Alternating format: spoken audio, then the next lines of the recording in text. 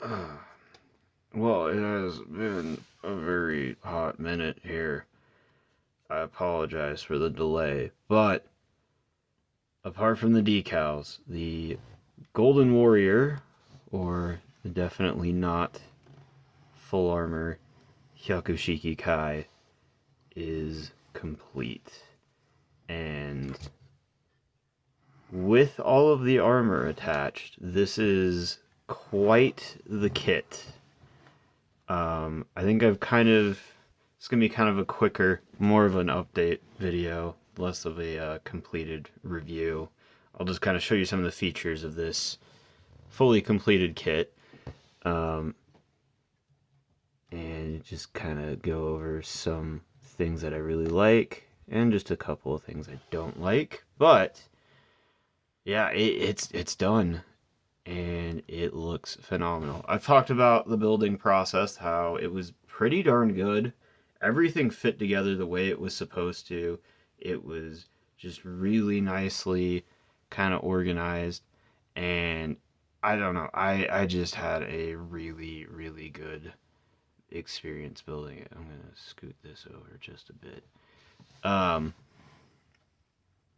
It does weigh quite a bit, not just because of its die-cast inner frame, but also because of the just sheer amount of parts attached to it.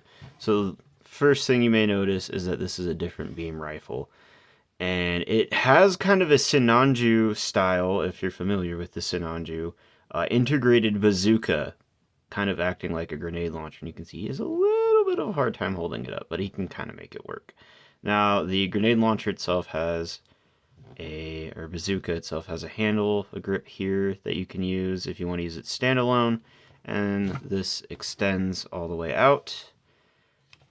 Pretty cool. And then my favorite is that it has a removable magazine with rockets of some variety inside of it, and that's pretty cool. The rifle itself has some nice gold on it and some multicolor. A little bit of blue. Oop, it popped off, but that's okay. A little bit of blue, clear blue for both the camera lenses. And, I mean, this part moves. This part moves when the grenade launcher or rocket launcher is not attached. And this part moves. And you do have a mounting clip here. If I can get this to focus on it just a bit. You have a mounting clip kind of right here that acts as a way to mount that to the backpack, which we will discuss here in a second. The other new weapon that has been completed that I will remove from the backpack mount is the clay bazooka. I don't know why it's called the clay bazooka. That's just what it's always been called in the series. It's a very distinct design. The handle folds out. It doesn't have too many moving parts, but it is pretty faithfully represented here as to what it appears like in line art and in the anime. I always thought this was one of my favorite bazooka designs. I just like the squared off nature of it. This also has a removable magazine with rockets in it, which is pretty cool. And sorry, it's a little bit tricky to do this through the camera, but that just locks back in there. One of the main features, though, that's integrated into the mobile suit is he does have two cannons, and these fold forward, and these sections here you can grab these and pivot them, and you can align these back binders and have them come down and extend out on both sides. Very cool. And then these just close back up over that.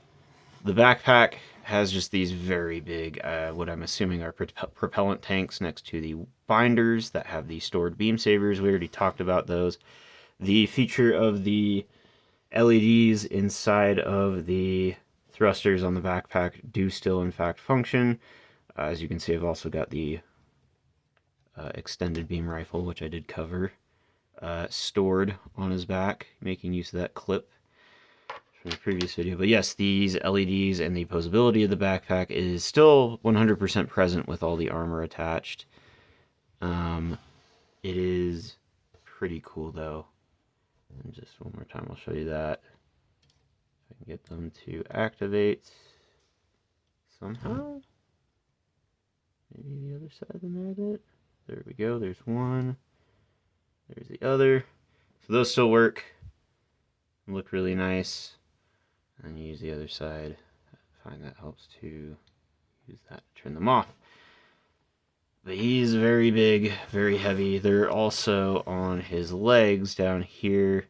If you pop, it's a little difficult to do. If you pop this panel off and then scoot it back and slide it into a second set of tabs, kind of almost give the more of an illusion of missiles of like being exposed. I'm trying my hardest here to line this up just right. There we go. So you can kind of slide that open and you get like these little tiny red missiles in there. I'm trying, this guy's really difficult to handle just because of how heavy he is. He is very articulate still, but I would recommend maybe leaving him stationary just because of how heavy he is.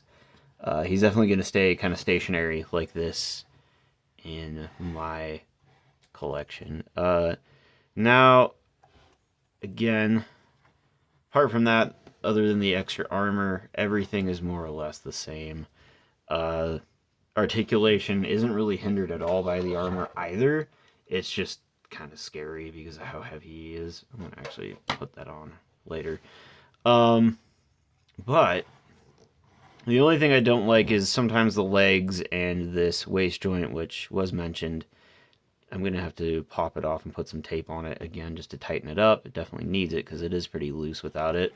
You may also notice the propellant tanks have these little feet to help stabilize them. I don't know if it necessarily needs them. It seems to be able to stand up just fine on its own without the feet deployed on the propellant tanks. But I just have them deployed because I think they look neat. And then his head, it's pretty much the same. His head articulation is a little limited because of the big old cannon pods here. I'm trying to think if there's anything else I'm missing here. But more or less all of the previous gimmicks that the core mobile suit has are still accessible and functional. Oh, he does have, I can show you the knuckle dusters.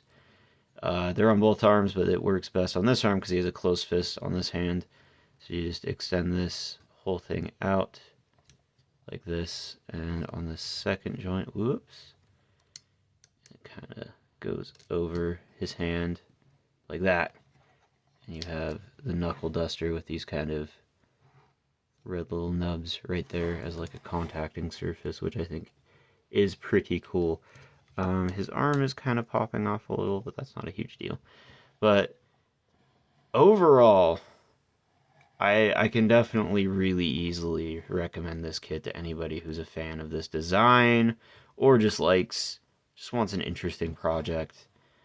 Like I did mention, it is a bit pricier, but I think the value that you get with how many parts are included and all the cool stuff that comes with this kit, I think the $90 price tag is really good value for money,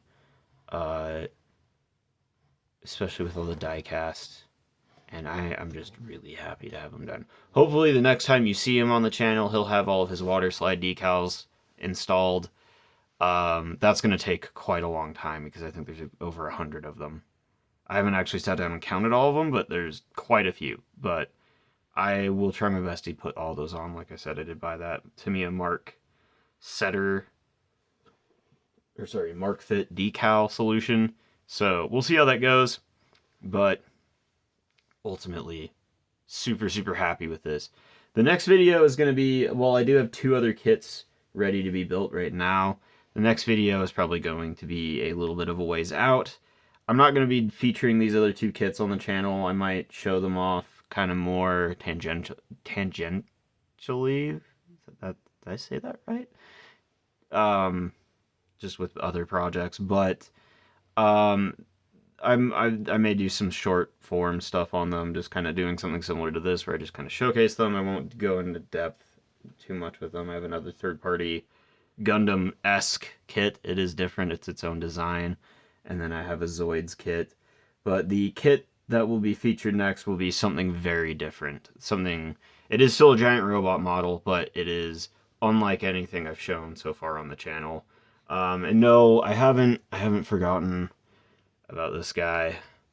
I just haven't had time to get the airbrush up and running, and with it being winter, uh, airbrushes are a little bit finicky when they're not in a nice, warm, climate-controlled environment. So we'll see how that goes. I'm gonna try and get that done within the week, and I'll maybe do a smaller video again, similar to this with that figure or that kit, because it is something I want to talk about. But other than that, yeah, I'm just waiting on it. Should be here soon, next week. Date of uploading next week. Uh, and like I said, it will be something very different, something unlike, at least visually, unlike anything we've seen on or I've shown on the channel. So I'm pretty excited about that. But anyways, if Sandra, if you're seeing this, I want my kids back.